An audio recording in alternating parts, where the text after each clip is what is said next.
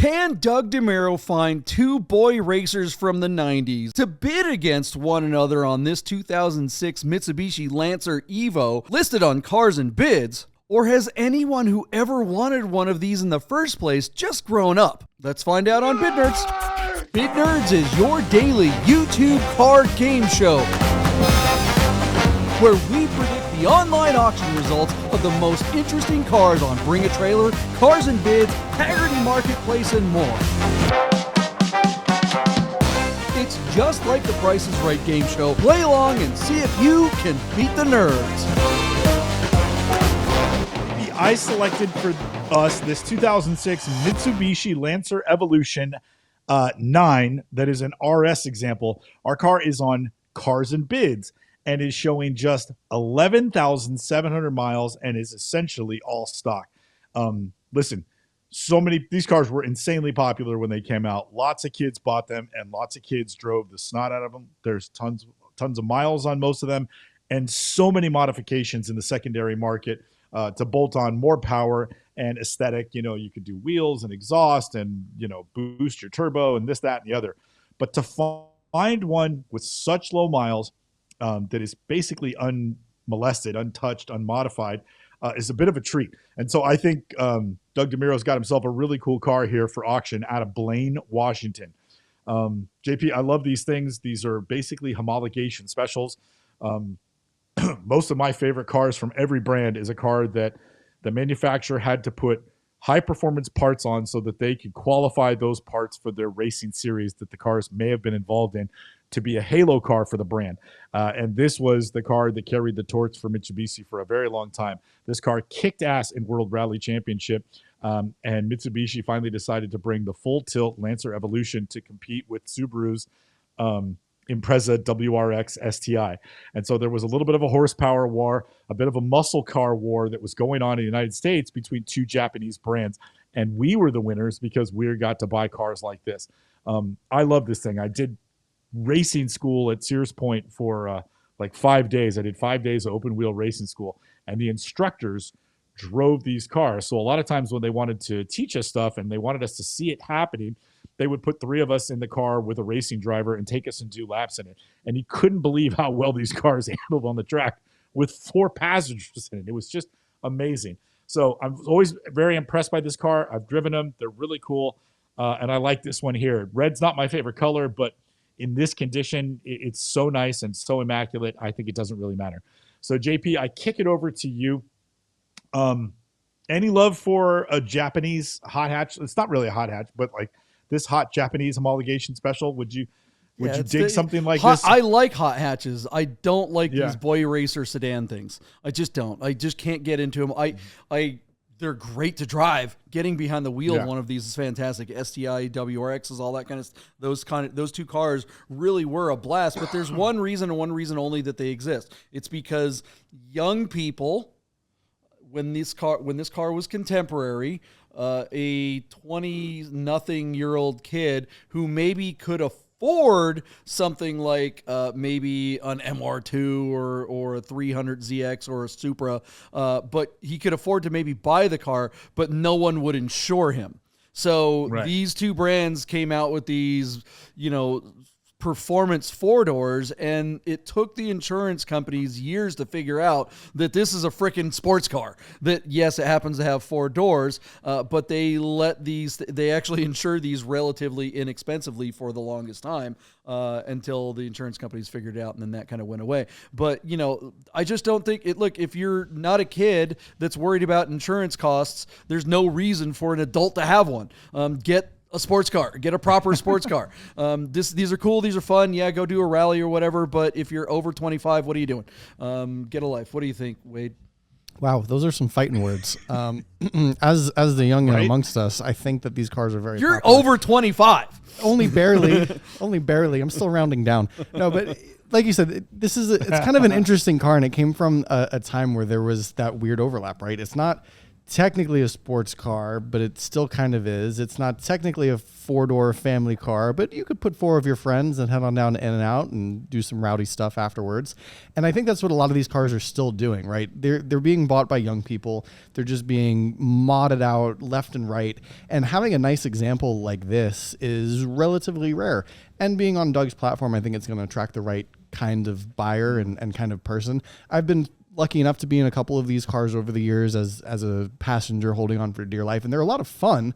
But like you said, they're kind of for the irresponsible youngins who, I don't know, they kind of get a bad reputation, and I think that maybe taints these cars a little bit for not quite being like the collector enthusiast cars. They're still sort of that like young, crazy, rowdy takeover car, which is not great, but interesting still nonetheless. How many Z generation people would even know what the hell this is? You know, the window crank down here. You know, it's funny. I think there are TikToks of people saying, where does the concept of rolling the window up and down come from? And that's, roll it. You do this to a millennial, they're like, what? Yeah, what's wrong with that guy's? What's wrong with that old guy's shoulder?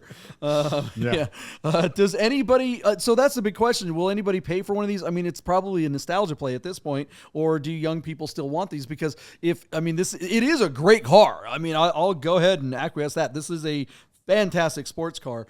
But if it's not cheap like they were by comparison before, I'm still kind of like, what the heck is this thing worth? Deeb, what's it going to bring? All right, JP. Cars in this Evos in this condition don't come up very often, but when they do bring serious money. A 27,000 mile example went for like $47,000 not that long ago on BAT. Our car again has just 11,700 miles, yet it's on Cars and Bids. It's currently at $40,463 on 15 bids with 1 day to go. So to me, JP, the big call is $50,000 over or under. Man, I don't know. That is tough sledding right there. I think it should bring over 50 grand, but the market is kind of weird right now. It is the sort of the dead of winter. A lot of the big collectors are distracted and at Amelia Island this week. I'm going to say that it doesn't break $50,000, and I'm going to give you $49,000 where I think it will sell. But perhaps in the spring, little uptick in the market, I could see this car bringing over 50, but I don't think that'll happen this time around on this platform. JP, 49,000 to you. Where are you at? Yeah, I don't think it brings near that. I don't even think it breaks 45. I'm going to say 42. I think it gets a couple $1,000s more, if that, and Peter's out. I mean, again, we talk about it all the time. Cars and Bids, we don't see those late rallies on the actual auction bidding time. At the end, we don't see those extensions in the auction like we do in BAT. So yeah, I'm going to add $2,000 to save $42,463. Yeah, I don't think this is a over $50,000 car either. Maybe not right now. I still think it has a little ways to go though. I'm going to say $47,777.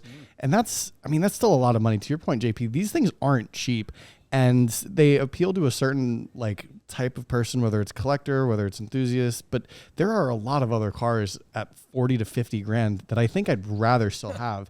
Yeah. And I would feel bad driving this because at this point, this car, you don't want to go over 15,000 miles on this car because it will very quickly not be a collector car. This is a very nice, very clean example. Great pictures, great representation. But I would just be afraid to drive it another couple thousand miles, honestly. Deeb, what is this car worth if it has 75 or 85,000 miles? How big a hit does this thing? Yeah, I think at that is it a mileage, $20-something thousand car? Yeah, I think it's 27,000. If it's totally stock and it's all original, and maybe it brings 30 or just over 30. But yeah, what you're paying for here is an unmodified super low mile example. This is kind of a collector grade car, even though it has 11,000 miles on it, because there's just not that many. Not that many people ever put them away with no miles because we've never seen them come to market with no miles. Yeah, a lot like the Mark II Volkswagens that we talk about a lot. Yeah, exactly. Yeah.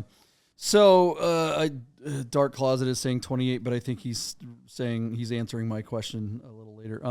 So yeah, it's such a shame. I mean, this is a car. The only good thing about this car is how great it drives. It's such a shame because like it's not good to look. It doesn't look particularly good. It doesn't look bad. Don't get me wrong. I don't think it's an ugly car. I think it's like a nice looking car, but it's not anything's like, oh man, I just lust over that. It's just the only thing I would want this car for is to drive the living wheels off of it.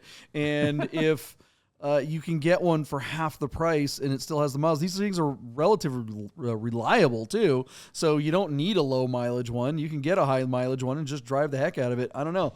But it just doesn't appeal to me, I guess. So I think someone younger than me that this car was nostalgic. If this was the cool car to get when you were in your 20s but didn't have the money for it, and now you're in your 40s and you do have the money for it, that makes sense. I could see someone buying this as a nostalgia play, but that person ain't me.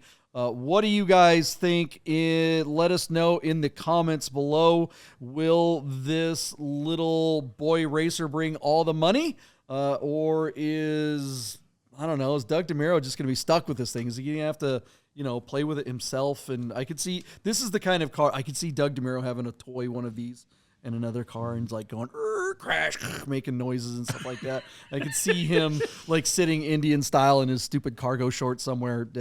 Anyways, I'm going off. Hey guys, I got to tell you about our friends Godden Porsche of Las Vegas and Godden Classic. If you're looking for a new Porsche or a classic, you got to call our friend Steve at Godden, this guy.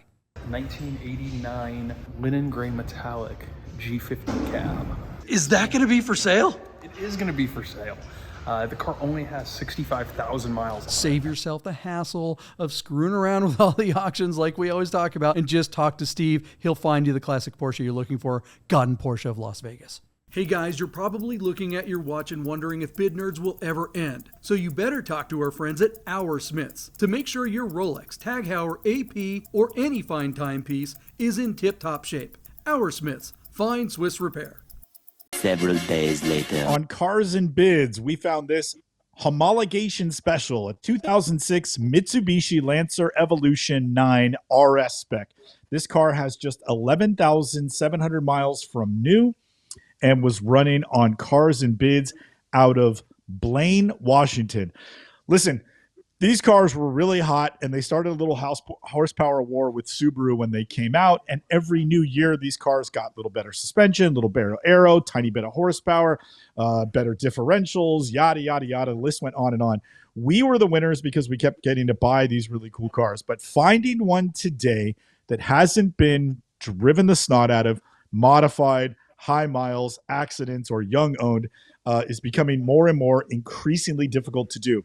So here is one of the best of the Lancer Evolution specs with the Recaros, the Brembos, the BBS wheels, and of course, all that horsepower, like 300 horsepower. Spectacularly low miles and really nice condition. We wondered how well it would do on Cars and Bids on Doug DeMuro's site. So again, I was the high bidder, Pete. I came in at $49,000 where I assumed it would sell. And then JP took the under at $42,463. And then Wade, who was in the studio, split the difference between us, but tucked it up closer to me at $47,777. Very obscure bids. None of these guys know how to round off. Putting you on the spot once again, Pete Stout, a super low mile Lancer Evolution 9, all stock, not modified, not hit, clean Carfax on Cars and Bids this time. Where do you think the hammer fell on this car when it closed just a couple days ago? Why do I feel like I'm playing the penny slots as a non? You are.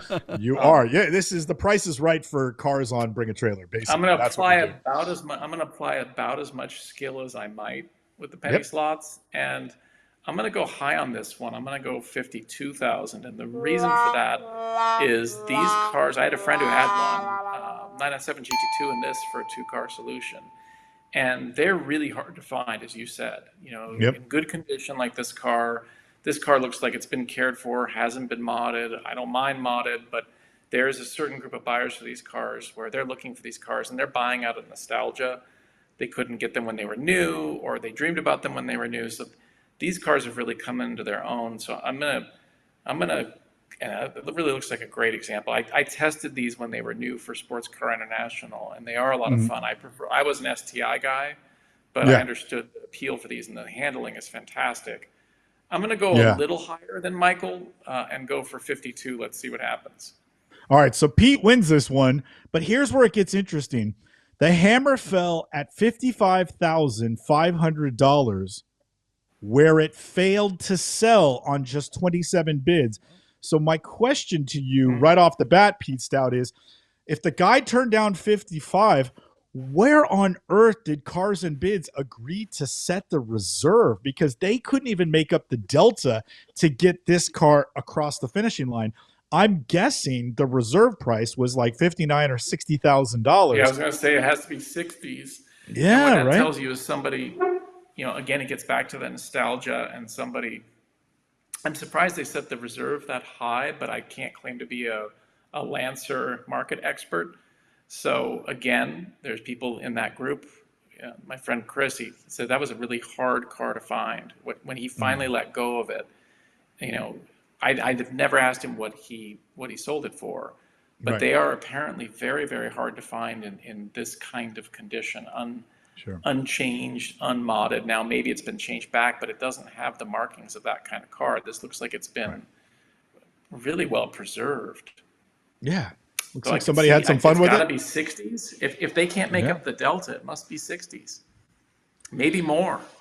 Yeah. I just love that it has roll-up windows. That's all I care about. That's the one thing that appeals to me the most. But, again, I'm simple. I can't figure out buttons. Slick top with winders, right? Yeah. That's right. Was it roll-up front and rear? It looked like it. Yes. Yeah. All the way around. All right, guys, we're going to move on from that one. What do you guys think of the results of this little Lancer? Is this the car for a young person who can't afford insurance on an actual sports car? Or is this the nostalgia play that Pete says? I think he's right. I think this is all nostalgia, but I just can't believe they didn't take the money and run. What do you guys think? Let us know in the comments below. Hey, guys, thanks for watching this clip of the Bid Nerds podcast. Play along with us live every Sunday and Wednesday night at 6:30 p.m. on YouTube. And see if your bids stack up to the rest of the nerd herd in the chat live. Thanks for hanging out, and we'll see you on the next episode.